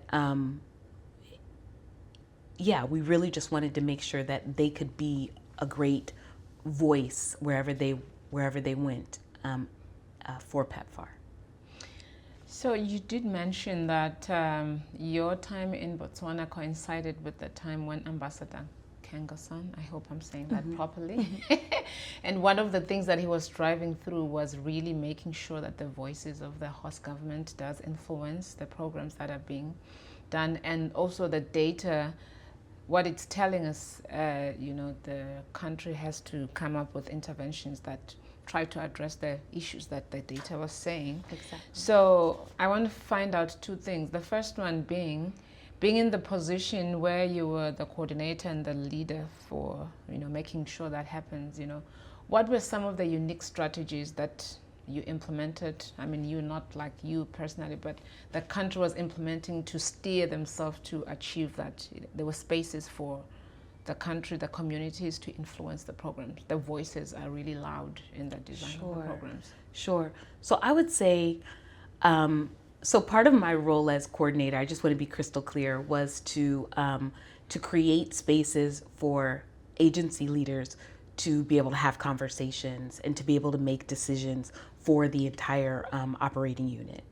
And so I would make a point in the meetings that we would host with the agency leaders, the leaders of CDC, the leaders of USAID, the leaders of Peace Corps, the leaders of DOD. When we were together, I felt it was my responsibility to make sure that we talked about the voice of civil society if it hadn't been brought up. Luckily, the agencies are all working with civil society in some capacity, or to some extent, and they're all working with government to a large extent. And so, just making sure. So my job I felt my job was to make sure that each of the, that civil society was part of the conversations in all of our meetings, and that we always asked ourselves, how are we going to ensure that civil society is involved? How are we going to ensure that government's involved? Because the reality too is each agency was dealing with different aspects, different projects. And so therefore they were networking with government in different ways. And so one agency may say, well, government is really excited about this. And the other agency will say, well, the government is most excited about that. Mm-hmm. And so it was also, in those instances, it was my job to then engage with government and to seek clarification so that we could better understand what was government saying, and so that we could have those regular meetings and create that we could have those regular meetings to ask government and to engage government on what their needs really were and what their desires really were. And so again, as a coordinator, my job was to create opportunities for those meetings to take place. So it was to, to ensure that we had meetings, that we had regular meetings with the ministries, the government Ministry of Health, to ensure that we had regular meetings with the National AIDS Office, to make sure that we had regular meetings with the appropriate UN agencies as well, and Global Fund, and of course civil society, so that we can make sure that the distinct voices that existed all over the country, especially those of Botswana, especially those of people who are from Botswana, were heard in all of those spaces. So again, often that was already included and thought of by our country directors for USAID and for CDC, but in instances where they weren't, it was my job to make sure that those spaces were created. And so what we did in Botswana is it was really exciting, because I had this kind of Peace Corps background where community and civil society is who we deal with first, and government is who we deal with first. And so it's to be able to take that lens and the building of relationship that we do in Peace Corps and apply it to PEPFAR. And so making sure that we making sure that we had regular meetings, whether it was weekly coffees with the various ministry members, where we were hearing what's going on in their day-to-day, what's going on for them on a weekly basis, what were their challenges, what were their concerns, what were the issues that they wanted addressed that week that we could be of support with. And then also, in addition to like coffees, but also making sure that we had regular meetings with the entire interagency where government was participating, and making sure that members of the PEPFAR team, whether it was whatever agency they came, wherever agency they came from, but making sure that they were represented at the government events and at events where civil society was going to be present, and that their voices were, that their voices were heard in some instances, but more importantly, that they were able to listen to the voices of the civil society and of the communities and of the government. We also redesigned the way that we did the COP process. Mm-hmm. So in the COP process, we adjust. So ordinarily, we always do civil society meetings where we meet with civil society as part of the process, where we meet with stakeholders in general as part of the process. But we adjusted the way that we did it the year Ambassador Nkengasong came in, and we not only started with civil society to say, hey, not only started with our stakeholders to say, hey, what worked and what didn't work before, but then we would continually come back to them and say, okay, so based on what you told us, this is and based on what you told us you wanted, this is what we have. And then how do you feel about this? Is this what you were saying? Does it need to be adjusted? Give us your input. And we just did a lot of back and forth with the stakeholders. And for us, our stakeholders, we considered our stakeholders the government of Botswana, the private sector of Botswana, civil society, and other community members that we could integrate, and private sector, as I said. And so just making sure that they were heard, but then making sure that we heard them correctly, and continuing to go back. And then we do the same with government as part of the stakeholders, but then we do it again separately with government to make sure that we really understood that this was exactly what they were interested in and what they wanted. Previous to that, I don't think we had done so much, but we had never done so much back and forth with government and civil society as we had done then, because we truly believed this year we told the government that our process was different, and that while data was driving us, data was going to drive them to design the program. And so, we would do some of the drafting it out on, in long form, but based on the ideas that they gave us and based on what they told us they wanted us to do. And it was a big shift for PEPFAR in general. As you know, PEPFAR had a reputation of being a data but making decisions based on data, a data-driven agency, but sometimes not. Sometimes governments felt like they couldn't see themselves in the programs that existed. And sometimes the government and civil society wanted certain shifts to be made that might have been, that were in alignment with data, but were something different than maybe we would have prescribed to them in the past. Could you make an example just to clarify that?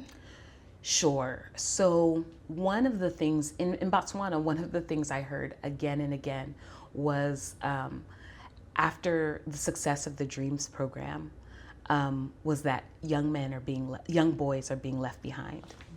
And everywhere we went, every community we went to, everywhere we went, it was we're doing great with the girls, but now young boys are being left behind. And the reality was, the data was showing us that young girls were excelling, and were doing better in schools, and we're just doing better than they had been in previous before the start of the Dreams program. To us, that was a success. But at the same time, if leadership in a country believes that, regardless of whether or not it's completely true, regardless of whether or not it's not exactly the case, but if they believe that a program is negatively hindering the male youth population, they are not. They're a little reticent to stand behind the program. And so and honestly, we just started noticing pushback on Dreams, and we were like, and the pushback came before people told us what they thought the reason was. Exactly. And we were trying to understand, what is this pushback on Dreams? What is this pushback on Dreams? And then we understood that. And then we said, okay, well, how can we address their concerns, and while also continuing to ensure that we create programs that do allow girls and young women to thrive. And so that was the question. And so that was almost the question we had to pose to them. Is, okay, this is what the data is showing, But we hear what you're saying. How do we come to a resolution? How do we address your issue, and how do we address this issue? And then figure it out together, as opposed to, I think, what we might have done in the past, what PEPFAR might have done in the past, which is say, well, the data says this, and so let's address only the issues that the data is saying. And even if there is some truth in what they're saying, it's not exactly backed up by the data. But I think instead we were asking a different type of question. We were saying, let's work together to try to see how we can address this issue that is real to the leaders in the country, but in a way that continues to recognize the importance of valuing the girl child. I just want to follow closely that question. I know it was going to come later on, to find out, did you find that in Botswana there was a very close-knit culture, like indigenous systems of knowledge played a critical role to impact, like uptake? Indigenous knowledge systems, like for instance, I'm just trying to think that's connected to that. That's why I'm asking, like for instance, this is what the science says, the data, this is effective or not, but then the people will be pushing back, So then you have to come to a point where you find compromise, or, you get buy-in from the local government to support something that they would not ordinarily do that. So that, of course, it's important even during this time, because Ambassador Kengasang is putting forward that it's important that the voices of the community come forward. So I'm just asking to find out if you feel that there was a very strong voice, maybe whereby indigenous or local knowledge, had to have a place in the table for negotiating how things had to be done. Yeah, yeah. I think PEPFAR was really lucky to have Ambassador Nkengasong as their leader, because he really valued the voice of, he really valued country voices. He valued the voice of government, and he valued the voice of civil society. And sometimes, I think it's common to see that sometimes in the work that we do in international development in general and global health in general, sometimes cultural perspectives might differ from what data says. For example, in the example that I gave you earlier about Eswatini and the ABC method, abstinence, be faithful, and condomize, and specifically using only the A, the abstaining, for young people. There were all these cultural beliefs that were impacting our ability to educate young people on safe sex. And we had to sort of negotiate something that was kind of in the middle, whereby youth could still get information, but where they could still get information about condoms, and they could still get information about being faithful, but where we prioritize abstaining. I think that's true in every country you go to. It's true in the US, that's true in any country that you go to in the world, where sometimes the cultural beliefs, sometimes the cultural beliefs are almost in opposition to what the data says, in terms of our ability to be able to address the issue in a culturally appropriate way. But under Ambassador Nkengasong, I think we finally had a leader who said, we're not just going to listen to the data. It is important that you all don't leave the table until you've truly heard the voice of the the concerns of the community about the way in which we do programming, and about the issues that we are addressing because of the data, and come to a consensus, or let the country lead us. And I think rarely were they so incongruent that we ended up doing projects that were out of alignment with what the data said. That never happened. I think instead it would just be us understanding and having much deeper cultural understanding, and then working with them to find a solution. And I think before Ambassador and Nkengasong, we may not have asked them, the government and civil society, the question. Well, we may not have presented to them the issue and said, well, they're incongruous. Well, sorry, they're incongruent. They're not aligned. Mm-hmm. So, the data's saying this and you're saying this.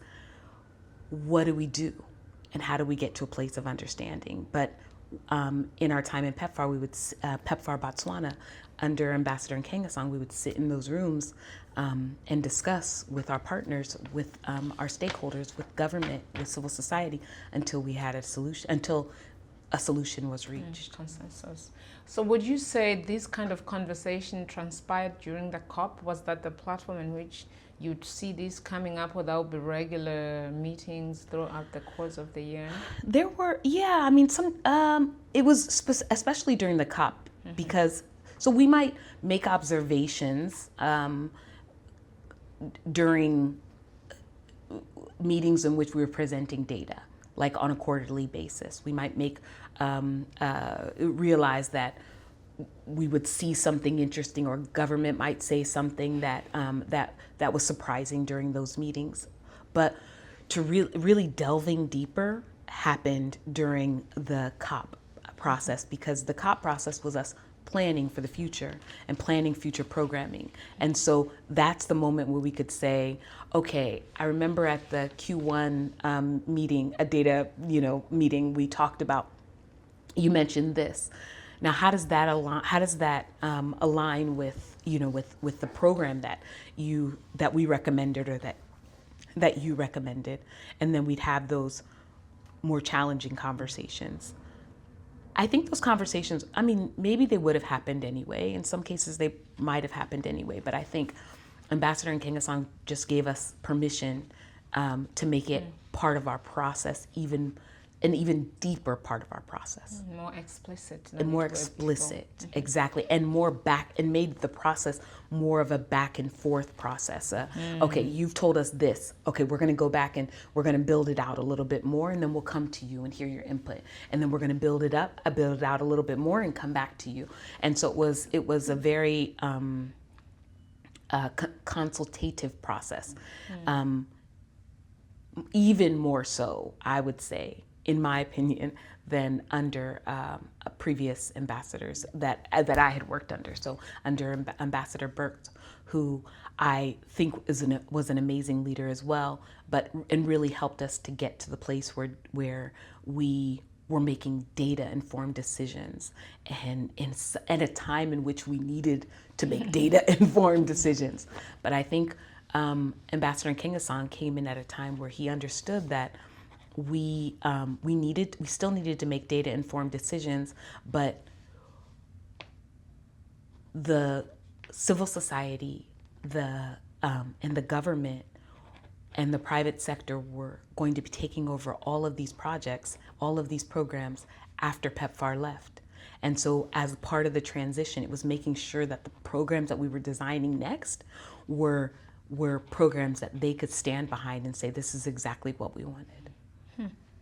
So I would say you're mentioning these kind of changes to the COP.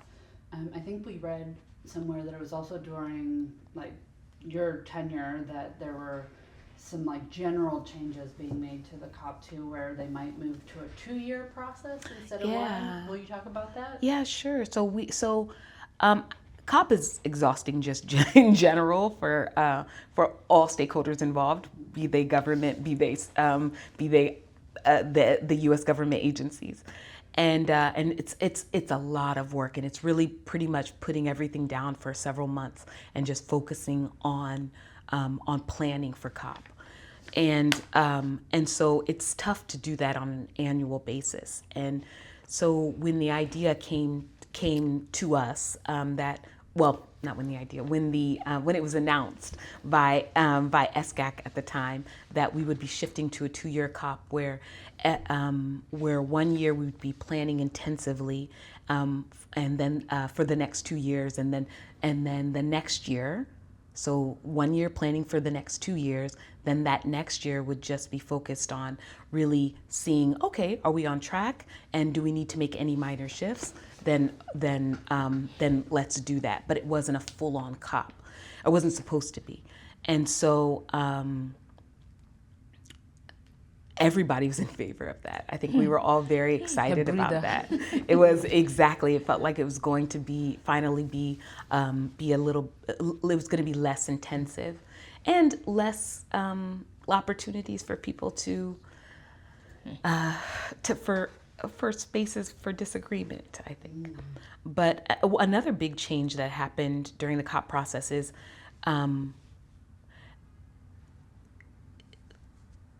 U.S. government agencies no longer had to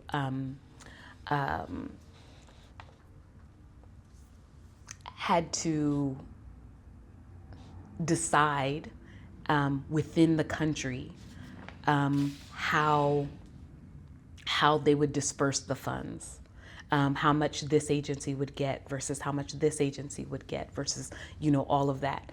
Instead, those decisions were made before,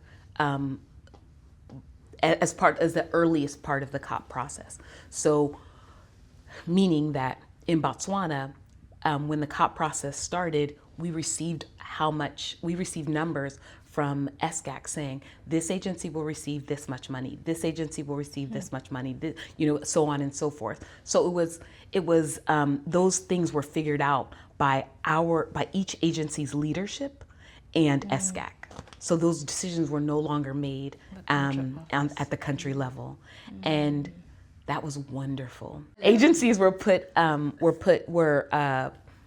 found themselves at loggerheads with each other in when they had to fight for funding, when they felt they had to fight for funding. And so it was wonderful when that got removed from the country's process. We worked together much better and at a country level, and because the decisions were already made by then. Looking at your work and experience in Botswana, what is some of your proudest moments and challenging moments there? Time to reflect. Yeah, I think probably so. The proudest moments in Botswana, honestly, were things that I had no right to be proud of because I was not a part of. I hadn't been there for the 20 years doing the hard work that my colleagues had done and that my predecessors had done, but I got to celebrate it. And so celebrating the 20th anniversary of PEPFAR and being able to we did a 20th anniversary ceremony where we did a dinner where we invited all of our stakeholders and were able to highlight the achievements that were made over the last 20 years and also celebrate the fact that Botswana had reached the UN AIDS 95 goals all in one. And then we also but again, as I said, I wasn't part of the, but it was such a proud moment for me because it was an opportunity to, where I got to say, well, the U.S. government did this it was an opportunity where I was allowed to say that the U.S. government, in collaboration with the Botswana government, did this, and in collaboration with all of the implementers, they achieved this, and it was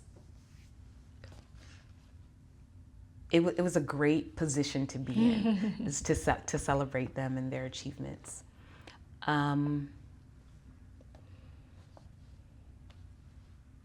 Yeah, I think that was definitely my proudest moment. And I think every instance in which the operating unit, which is all of the different U.S. government agencies, when we all came together with the government of Botswana and stakeholders as a unified front, where we all came in understanding that we were all on the same team, and that team was to address and fight against HIV and AIDS. And so we had a lot of those moments in my time when I would just look around the room and be so proud of the individual sitting next to me and sitting across from me, and the work that they were doing together to make lives easier for those who had HIV and AIDS in the country. You recently transitioned, coming to USA. Oh, sorry, I was about to make a joke, but it was a highly inappropriate joke. Yes, I transitioned to USA. No, I'm not trying to catch me. Well, you can tell me about it off camera. But okay. Yeah, so what were you, I know that you've gone through different phases of your career and some of the challenges, difficulties, highs and lows of your career. Are there any reasons related to that made you consider to move to USA? That's a great question. No, I think the role in PEPFAR helped me to see, to really get to understand each agency within our OU, the Botswana OU, get to understand how the agencies worked, and to really understand their mission and their vision. And I got to understand that in the time in which I decided to apply for USAID, it just happened to be a time when USAID was focused on strengthening civil society more than ever, and that's very important to me. And so of all of the agencies that I was interested in working for with the U.S. government, I was most excited to work with an agency that had a similar perspective that I had, and a similar view of the importance of civil society, the importance of their voice, the importance of their actions, and the importance of government leadership, and sustainability, and in the process of sustainability of PEPFAR programs. And USAID just fit for me. It wasn't. CDC is a great organization too, and their emphasis at that time just wasn't on civil society as much. So, kind of wrapping up your professional experience, you've worked in HIV response for quite a bit, and what would be some of the key lessons that you think are relevant to learn from, in this HIV response, coming out of developing countries? What do you think are some of the important lessons that perhaps are important for consideration? Because we know that in the US we also have HIV, yes, as a challenge. Yeah, so I would say nothing for us without us, right? And so that, I think that's a lesson I learned early on in my career, but have to continually go back to. Don't create, in international development, we should never be creating programs for individuals for populations and for target audiences and for target groups without them being part of the design, and without them being there from the very beginning and throughout the process. It's probably the greatest greatest lesson that I've learned, be it key populations and the unique needs of various key populations, the unique needs of youth as well, the unique needs of just various target populations. They know what they need, and if maybe they don't know exactly how to get it and how to make it work, they do truly understand what will work and what won't work. Mm-hmm. And so you have to make them part of the process so that they can inform what is created. They can tell you what's needed if in the instances where they can, and then they can tell you what will work and what won't work, so that you can adjust your programs accordingly. Mm-hmm. I think that's kind of connected to a question I wanted to ask also about, these programs. There has to be that deliberate effort for consultation, and in the case of your tenure with the PEPFAR coordinating position, you had an authority that said the priority should be such, So I want to find out, like, for instance, did you find that this was an issue or not, whereby had there been no deliberate effort, it would be difficult, and the autonomy of maybe the U.S. with the government would be difficult or not? What would you say was the lesson in terms of making sure that the host government, the civil society, the individuals are actually doing that if there is no authority that's saying, the priorities as such? So, yeah, it's a great question. Inherent in the COP process, there's always been collaboration with government, collaboration with civil society. So I just want to be crystal clear about that. The COP process has always involved and included civil society and government. I think the difference that Ambassador Nkengasong made was just ownership. It was a matter of ownership, making sure that the programs were owned and were owned by civil society and government. And that was the small difference, okay. That's the small twist that was made by him. I think. So it gave us the permission to then say, all right, we're not moving forward until we have agreement. Mm-hmm. And it made us say, well, when the government of Botswana said, when we talked about sustainability, because we started talking about sustainability long ago, but when we started creating and drafting the sustainability plan for PEPFAR programming in Botswana, we asked the government what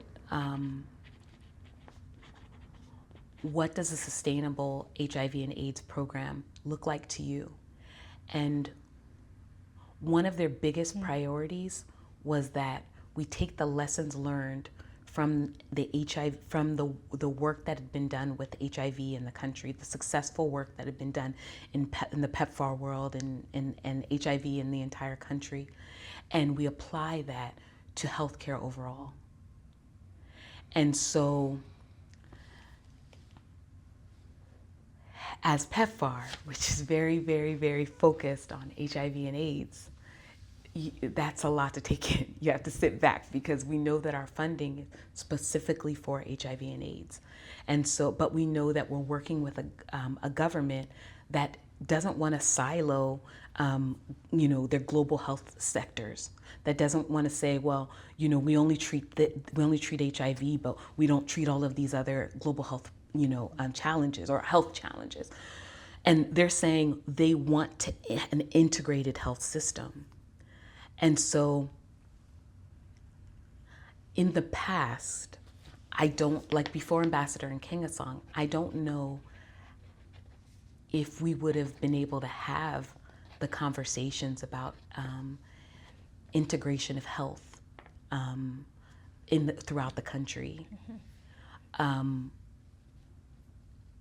except because it was such a priority to the national government, the Botswana government.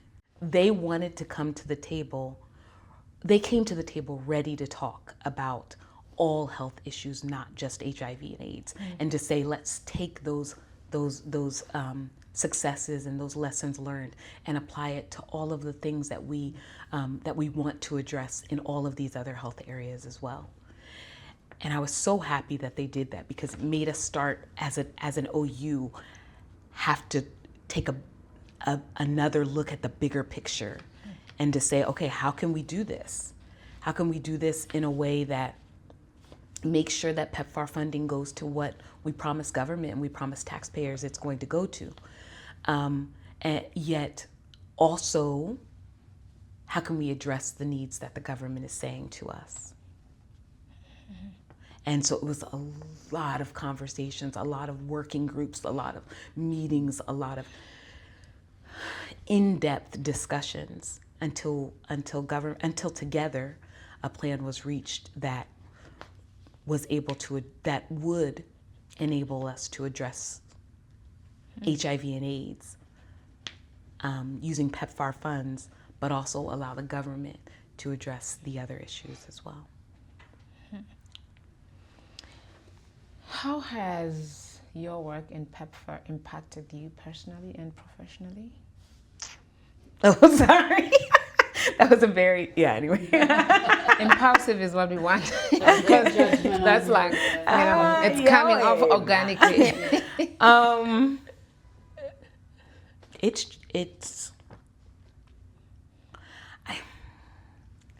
don't ever want to be the person I never want to be the person that uses the experiences that I have seen and others have gone through, that I've witnessed, or that I have gone through as myself in another culture in a self-serving manner. And so I rarely tell stories of people, but because I don't want it to come across as self-serving, and I don't want it to truly be self-serving. But the reason I still do this work, the reason that I love this work, is because of the people that have impacted me.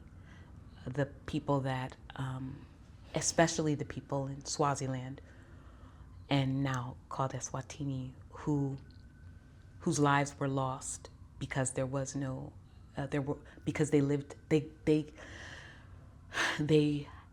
had HIV and AIDS at a time when the country didn't have treatment other than nutrition, other than treating the symptoms, other than treating,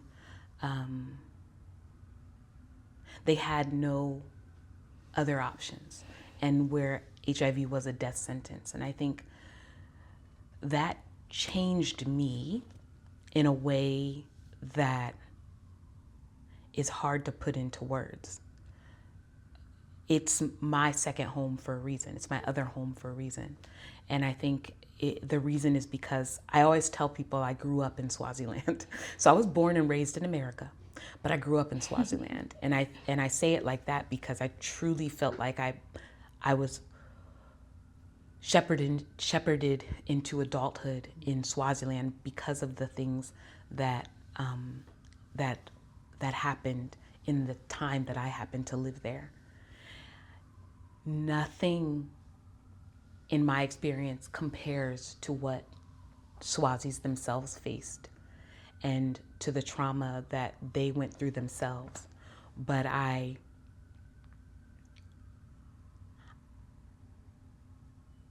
am changed, and I am a different human than I would have been otherwise if I hadn't have lived in that place, in that time, in that period.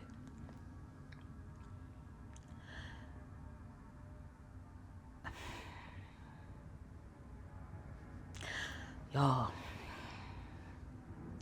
It's you're gonna interview Swazis, right? Okay, let them speak. Like yo, Anderson, you speak. So like and people who South Africans and Botswana and people from other countries, because it's just I've never figured out a way to tell what I've seen and what I saw in a way that feels as true as someone who's from the country could put it. And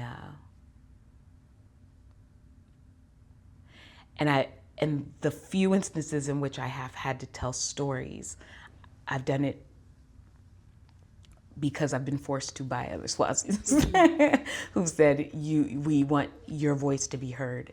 In this instance, your voice is the one that might make a difference. Had it not been for that, I wouldn't want to. I don't know. Okay, but sorry, let me stop. Let me get out of my emotions. Okay.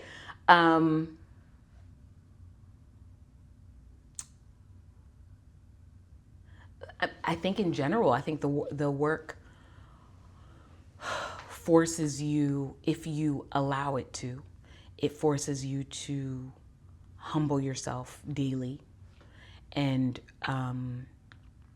remember that you are not the bringer of answers, but you are sometimes solely the convener.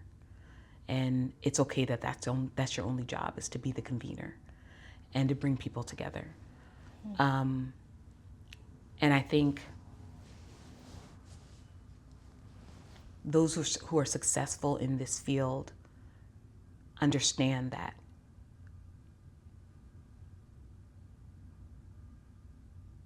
that we may bring money and we may bring, in some cases, technological advances, pharmaceutical advances, but those alone don't make a successful program, and those are a small part even of the equation for success. The rest truly has to be done by, and is done by, the legwork of the implementing partners, of the women and men and children who are doing the hard work